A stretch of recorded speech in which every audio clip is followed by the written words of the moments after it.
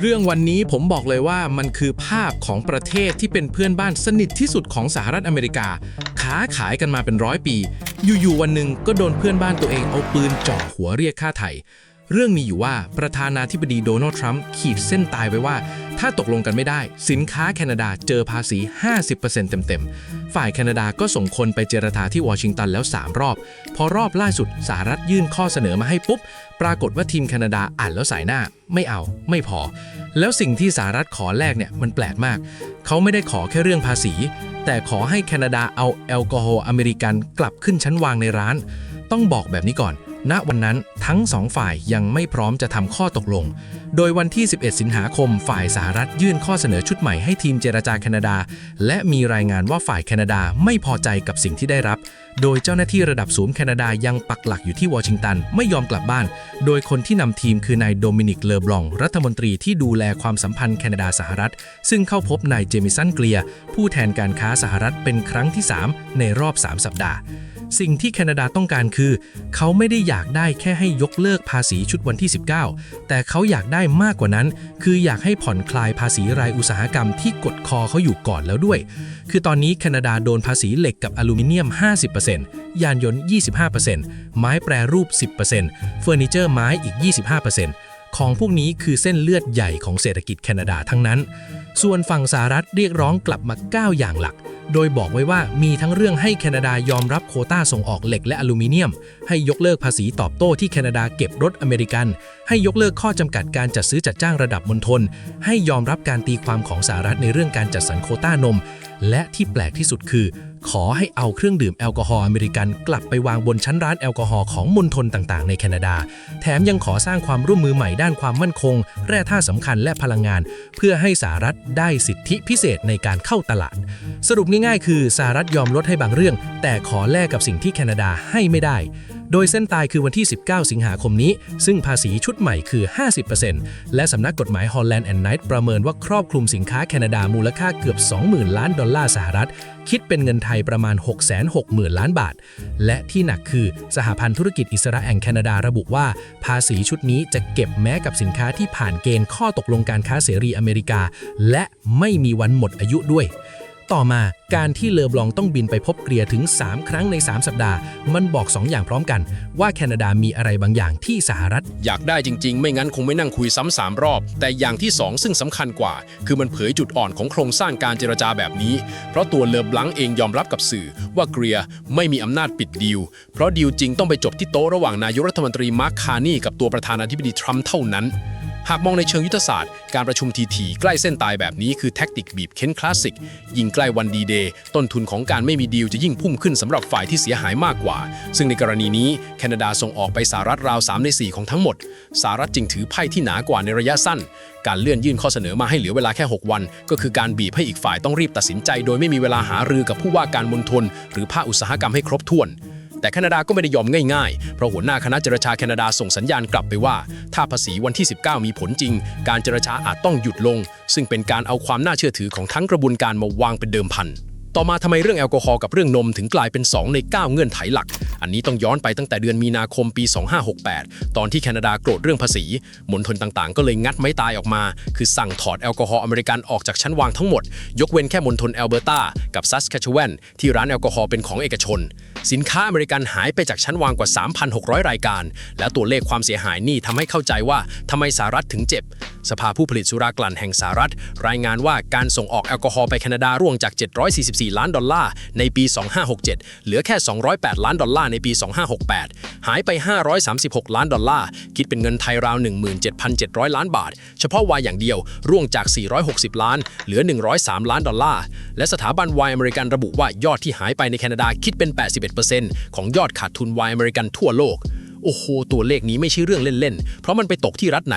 เคนตักกี้ที่ทำเบอร์บันเทนเนสซีที่ทำวิสกี้แคลิฟอร์เนียที่ทำไวน์ซึ่ง2 รัฐแรกเป็นฐานเสียงสำคัญของพรรครีพับลิกันเต็มๆนี่คือเหตุผลว่าทำไมขวดแอลกอฮอล์ถึงขึ้นโต๊ะเจรจาระดับหน้าชาติได้มันคือคะแนนเสียงที่จับต้องได้ก่อนการเลือกตั้งกลางเทอมเดือนพฤศจิกายนปีนี้แต่ปรากฏว่ามันมีกำแพงชื่อว่าอำนาจของมณฑลเพราะการขายแอลกอฮอล์ในแคนาดาไม่ได้อยู่ในมือรัฐบาลกลางแต่อยู่ในมือหน่วยงานของแต่ละมณฑลออนทาริโอตั้งเงื่อนไขไว้แล้วว่าจะ คืนชั้นก็ต่อเมื่อสหรัฐยกเลิกภาษีเหล็กและยานยนต์ก่อนส่วนบริติชโคลัมเบียบอกเลยว่าไม่คืนไม่ว่าดีลจะออกมาหน้าตายังไงและควิเบกยืนยันว่าควิเบกเท่านั้นที่จะตัดสินสรุปคือถึงนายกแคนาดาจะอยากรับปากเขาก็รับปากแทนไม่ได้ แล้วฝั่งแคนาดาเจ็บหนักหน่วยงานขายแอลกอฮอล์ของออนแทรีโอซึ่งเป็นผู้ซื้อแอลกอฮอล์รายใหญ่ที่สุดรายหนึ่งของโลกรายได้หายไปราว$400 ล้านแคนาดาหรือราว 9,500 ล้านบาทส่วนบริติชโคลัมเบียคาดว่าจะขาดดุลงบประมาณอีก$77 ล้านแคนาดาเรียกว่าเจ็บกันทั้งคู่ต่อมาเรื่องนมอันนี้หนักกว่าเรื่องแอลกอฮอล์อีกเพราะแคนาดาการจัดการอุปทานคุมโควต้านมไข่ไก่ไว้ทั้งหมดเกษตรกรนมส่วนใหญ่อยู่ในมณฑลควิเบกซึ่งมีน้ำหนักทางการเมืองมหาศาลใครแตะกลุ่มนี้ในควิเบกเท่ากับเลวร้ายทางการเมืองเลยและที่สำคัญที่สุดรัฐสภาแคนาดาผ่านกฎหมายชื่อ Bill C-202 มีผลบังคับใช้ตั้งแต่วันที่ 26 มิถุนายน ปี 2568 คือห้ามรัฐมนตรีต่างประเทศหรือรัฐมนตรีการค้าเพิ่มโควต้านำเข้าปลอดภาษีหรือลดภาษีนอกโควต้าสำหรับสินค้ากลุ่มนี้ในความตกลงการค้าใดๆในอนาคตเข้าใจไหมต่อให้รัฐบาลอยากยอมกฎหมายก็ห้ามไว้แล้วเหมือนล็อกกุญแจแล้วโยนทิ้งลงทะเลไปเลยส่วนข้อร้องเรียนจริงๆของสหรัฐไม่ได้อยู่ที่ตัวเลขโควต้านะเพราะภายใต้ CUSMA สหรัฐเข้าถึงตลาดนมแคนาดาได้ราว 3.6% อยู่แล้วแต่เขาบ่นเรื่องวิธีจัดสรรว่าแคนาดาแบ่งโควต้าให้พ่อค้าคนกลางในประเทศทำให้ผู้ผลิตอเมริกันเข้าไม่ถึงซึ่งเคยมีคณะอนุตาตุลาการภายใต้ข้อตกลงตัดสินไปแล้วเมื่อเดือนมกราคมปี 2565 ว่าแคนาดาทำไม่สอดคล้องกับข้อผูกพันจริง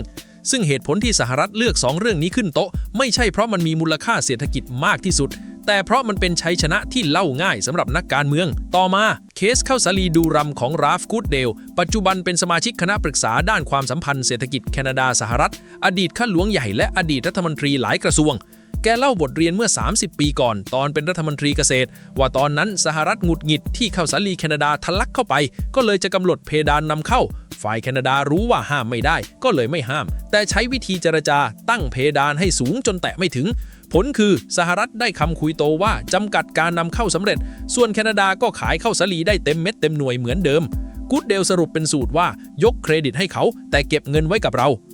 ตอนนั้นประธานาธิบดีบิลคลินตันลงนามปีคศ1994กำหนดโควต้าภาษีข้าวสาลีดูรัม 300,000 ตันและข้าวสาลีอื่นอีก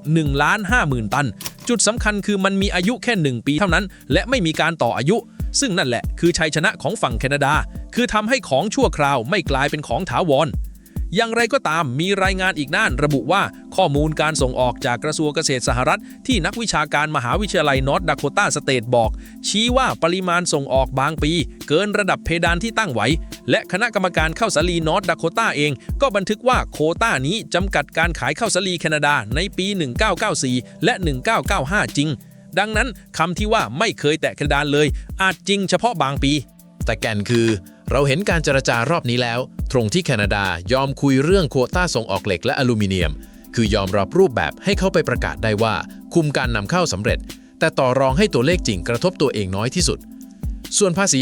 50% ย้อนกลับมาทำร้ายนักการเมืองอเมริกันยังไงอันนี้บอกเลยว่าแคนาดาเป็นตลาดส่งออกอันดับ1ของเกือบ40รัฐตรงนี้36รัฐและเม็กซิโกอีก6รัฐ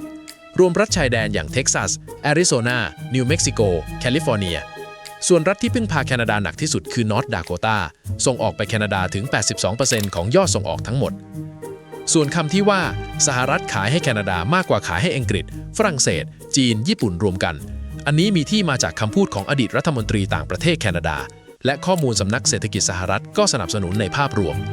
ตรงนี้สภาผู้แทนราษฎรสหรัฐลงมติ219 ต่อ 211 เสียงให้ยกเลิกสถานการณ์ฉุกเฉินที่ใช้เป็นฐานเก็บภาษีแคนาดาและมีสสริพับลิกัน6 คนโหวตข้ามฝั่งไปกับเดโมแครตก่อนหน้านั้นวุฒิสภาก็เคยผ่านมติทำนองเดียวกันโดยมีวุฒิสมาชิกริพับลิกัน4 คนแหกมติพรรคทรัมป์ตอบโต้ทันทีผ่านโซเชียลขู่ว่าริพับลิกันที่โหวตค้านภาษีจะเจอผลกรรมต่อเลือกตั้งรวมทั้งการเลือกตั้งขั้นต้นนี่คือภาพความอึดอัดของสสและผู้ว่าการรัฐชายแดนด้านหนึ่งโรงงานในเขตตัวเองจะเจ๊งเพราะขายของข้ามแดนไม่ได้อีกด้านหนึ่งถ้าโหวตค้านก็โดนหัวหน้าพรรคเล่นงานเหมือนอยู่ระหว่างค้อนกับทางเลยและมีอีกเรื่องที่คนไทยอาจยังไม่รู้เมื่อวันที่ 20 กุมภาพันธ์ศาลสูงสุดสหรัฐตัดสิน 6 ต่อ 3 เสียงว่ากฎหมายอำนาจฉุกเฉินทางเศรษฐกิจระหว่างประเทศไม่ให้อำนาจประธานาธิบดีเก็บภาษีทำให้ภาษีชุดที่ออกตามกฎหมายนั้นเป็นโมฆะหมด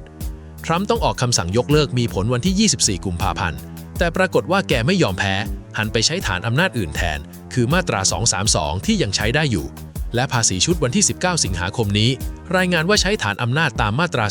338 ของกฎหมายศุลกากรเก่าแก่ตั้งแต่ปี คศ 1930 ผิดประตูหนีไม่ให้อีกฝ่ายฟ้องซ้ำได้ง่ายๆส่วนที่กู๊ดเดลบอกว่าแคนาดาไม่ได้เจรจาจากตำแหน่งที่เสียเปรียบอันนี้สำนักงานสถิติแคนาดารายงานเมื่อวันที่ 7 สิงหาคมที่ผ่านมาว่าเดือนกรกฎาคมมีการจ้างงานเพิ่มขึ้น 75,000 ตำแหน่งอัตราว่างงานลดเหลือ 6.4% ต่ำสุดในรอบ 2 ปีขณะที่เดือนเดียวกันสหรัฐสูญเสียงานไป 23,000 ตำแหน่งและไพ่ใบสุดท้ายในมือแคนาดาคือแร่แคนาดาเป็นผู้ผลิตโพแทชอันดับหนึ่งของโลกปี 2568 ผลิตราว 15 ล้านตันส่วนสหรัฐต้องนำเข้าโพแทชถึง 92% ของที่ใช้และในจำนวนที่นำเข้านั้นมาจากแคนาดาถึง 79%แปลว่าถ้าแคนาดาปิดก๊อกจริงเกษตรกรอเมริกันในแถบมิดเวสต์ไม่มีปุ๋ยใส่นี่คือปืนที่แคนาดาถืออยู่แต่ยังไม่ยกขึ้นเล็งทีนี้ทำไมเรื่องล่ารายชื่อขับทูตถึงเป็นหลุมกระต่ายอันนี้มันคือคำร้องออนไลน์ต่อสภาสามัญแคนาดาเมื่อเริ่มโดยหญิงชาวเมืองคัลการีเมื่อวันที่ 21 กรกฎาคมเรียกร้องให้ขับนายพีท ฮุกสตราเอกอัครราชทูตสหรัฐประจำแคนาดาออกนอกประเทศสาเหตุคือคำพูดของทูตที่ทำนองว่าการผนวกแคนาดาเป็นหัวคอที่ควรคุยกันและวิจารณ์การถอดแอลกอฮอล์อเมริกันออกจากชั้นมียอดผู้ลงชื่อทะลุ 70,000 คนเพิ่มขึ้นเท่าตัวภายในวันเดียวโดยเปิดให้ลงชื่อถึงวันที่ 18 พฤศจิกายนและจะเสนอเข้าสภาโดยหัวหน้าพรรคกรีนกูเดลบอกว่าเข้าใจความหงุดหงิดของประชาชนแต่ขอให้อย่าเสียสมาธิเพราะการขับทูตในทางการทูตเขาสงวนไว้สำหรับกรณีร้ายแรงจริงๆอย่างเรื่องจารกรรมหรือแทรกแซงการเลือกตั้งไม่ใช่เพราะพูดจาไม่ถูกใจ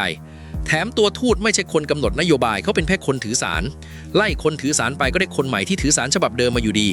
และสำคัญที่สุดคือถ้าขับจริงในช่วงเจรจาแบบนี้สิ่งที่จะเกิดขึ้นคือทรัมป์ได้เหตุผลชั้นดีในการเดินออกจากโต๊ะแล้วโยนความผิดให้แคนาดาแล้วถามว่าไทยจะได้อะไรจากเรื่องนี้ต้องบอกก่อนไทยกับแคนาดาเปิดเจรจาความตกลงการค้าเสรีอย่างเป็นทางการตั้งแต่ปลายเดือนตุลาคมปี 2568 นี่จะเป็น FTA ฉบับแรกของไทยกับประเทศในทวีปอเมริกาเหนือส่วนกรอบอาเซียนแคนาดาก็เจรจาจบไปแล้ว 20 ประกันจาก 26 บทเกิน 80% โดยรอบล่าสุดประชุมกันที่กรุงจาการ์ตาช่วงปลายมิถุนายนถึงต้นกรกฎาคมปีนี้ตั้งเป้าประกาศสรุปในการประชุมผู้นำอาเซียนเดือนพฤศจิกายนนี้ทั้งมีธนาคารเพื่อการส่งออกและนำเข้าแห่งประเทศไทยหรือ Exim Bank ลงนามบันทึกความเข้าใจกับ Export Development Canada หรือ EDC ซึ่งเป็นหน่วยงานสินเชื่อเพื่อการส่งออกของแคนาดาเมื่อวันที่ 29 มิถุนายน ปี 2569 นี่เองเนื่องในโอกาสครบ 65 ปีความสัมพันธ์ทางการทูตเป็นบันทึกความเข้าใจกรอบความร่วมมือไม่ได้ระบุวงเงินครอบคลุมด้านการเงินการค้าการลงทุนและแลกเปลี่ยนข้อมูลตลาดในเอเชียแปซิฟิก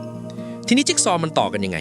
เพราะหากมองในเชิงยุทธศาสตร์ตอนนี้สหรัฐกำลังบีบขอสิทธิพิเศษในการเข้าถึงแร่ธาตุสำคัญและพลังงานของแคนาดาคือขอเป็นลูกค้าเจ้าเดียวราคาไม่ต้องแข่งฝ่ายแคนาดาถ้าไม่มีลูกค้าทางเลือกก็ต้องยอมแต่ถ้ามีคนอื่นมายืนต่อคิวขอซื้อด้วยตำแหน่งต่อรองของแคนาดาบนโต๊ะวอชิงตันจะเปลี่ยนทันทีแล้วถามว่าไทยจะได้อะไรจากเรื่องนี้ต้องบอกก่อนไทยกับแคนาดาเปิดเจรจาความตกลงการค้าเสรีอย่างเป็นทางการตั้งแต่ปลายเดือนตุลาคมปี 2568นี่จะเป็น FTA ฉบับแรกของไทยกับประเทศในทวีปอเมริกาเหนือส่วนกรอบอาเซียนแคนาดาก็เจรจาจบไปแล้ว 20 ประกันจาก 26 บทเกิน 80% โดยรอบล่าสุดประชุมกันที่กรุงจาการ์ตาช่วงปลายมิถุนายนถึงต้นกรกฎาคมปีนี้ตั้งเป้าประกาศสรุปในการประชุมผู้นำอาเซียนเดือนพฤศจิกายนนี้และไทยเนี่ยคือลูกค้าที่มีเหตุผลจะเข้าคิวจริงๆเพราะเรานำเข้าปุ๋ยเกือบทั้งหมดปี 2567 มูลค่ากว่า 2,500 ล้านดอลลาร์หรือราว 84,000 ล้านบาทเกษตรกรไทยเจ็บกับราคาปุ๋ยผันผวนมาตลอดตอนวิกฤตปี 2565 ราคาโพแทสเคยพุ่งถึง 1,200 ดอลลาร์ต่อตันหรือเกือบ 40,000 บาทต่อตันแต่ตอนนี้ราคาลงมาเหลือราว 372 ดอลลาร์ต่อตันหรือประมาณ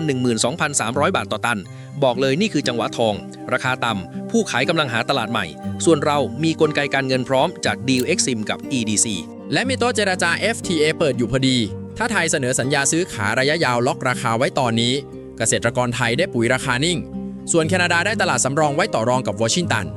และไม่ใช่แค่ปุ๋ยนะแร่อย่างนิกเกิลโคบอลต์แกรไฟต์ที่แคนาดามีเยอะคือวัตถุดิบทำแบตเตอรี่รถยนต์ไฟฟ้าโดยตรงซึ่งไทยกำลังปั้นตัวเองเป็นฐานผลิต EV ของภูมิภาคถ้าเราต่อสายวัตถุดิบตรงจากแคนาดาได้ก็ลดการพึ่งพาแหล่งเดียวไปในตัวแต่ต้องบอกว่าเรามีจุดอ่อนไทยเองก็โดนภาษีทรัมป์เหมือนกันอยู่ที่ 19% ตั้งแต่สิงหาคมปีที่แล้วและหลังศาลสูงตีตกกฎหมายเดิมก็มีรายงานว่าอาจปรับลงมาที่ 15% ตามฐานอำนาจใหม่แต่ว่าตรงนี้ยังไม่นิ่งควรรอการยืนยันจากกระทรวงพาณิชย์ส่วนโครงการเหมืองโพแทชในบ้านเราเองทั้งที่ชัยภูมินครราชสีมาและอุดรธานี ได้ใบอนุญาตครบแล้วแต่ยังล่าช้ามากกว่า 40 ปี